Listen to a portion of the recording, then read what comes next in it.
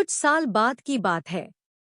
Common room का bedroom बहुत बड़ा तो नहीं था, लेकिन एक समझदार और होशियार पति ने अपनी बेटी के लिए ढेर सारी चीजें जमा कर दी थी।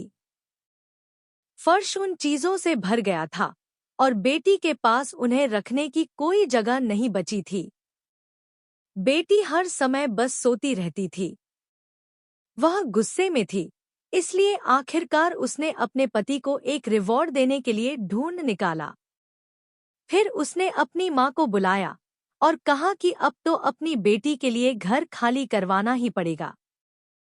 सबसे पहले उन्होंने दीवार पर कुछ स्क्वायर वायर का इस्तेमाल करके एक सर्कल बनाया। फिर हॉट वायर से एक मूवी प्रोजेक्टर सपोर्ट तैयार किया गया और उसके बाद एनवायरनमेंट प्रोटेक्शन वाला एक कॉमेंट फील्ड बाहर की तरफ चिपका दिया गया। अंदर एक बड़ी और सॉफ्ट टेबल को बेड के तौर पर इस्तेमाल किया गया। दूसरी साइड की दीवार के पास एक सॉफ्ट कुशन वाली वॉल थी। वो दीवार भी अब एक रेस्ट जोन बन चुकी थी। एक सॉफ्ट बैग भी था, जिसे बेटी सोने के लिए इस्तेमाल करती थी। धीरे धीरे सब कुछ राजकुमारी के नाम पर सजाया गया।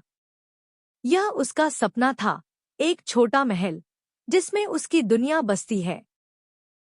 और अब तीसरा कदम था उस राजकुमारी का सपना पूरा करना।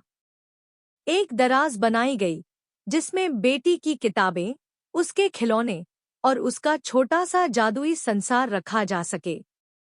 और हाँ, एक बात हमेशा ध्यान में रखी गई, 1.8 मीटर ऊंचा बूडवार बनाना जरूरी था, ताकि जब बेटी का बेड बिछाया जाए तो उसका बेसमेंट जमीन से न टकराए। घर में बच्चे फिसल भी सकते हैं, इसलिए फ्लोर को स्लिप सेफ रखा गया।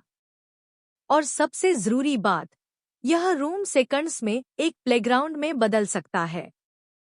अब इस बेडरूम में 5 बिस्तर एक दूसरे में फिट हैं, यानी जितनी जरूरत उतनी जगह। ऑनलाइन एजुकेशन अब कोई सपना नहीं रहा, ना ही त्सिंगहुआ या पीकिंग यूनिवर्सिटी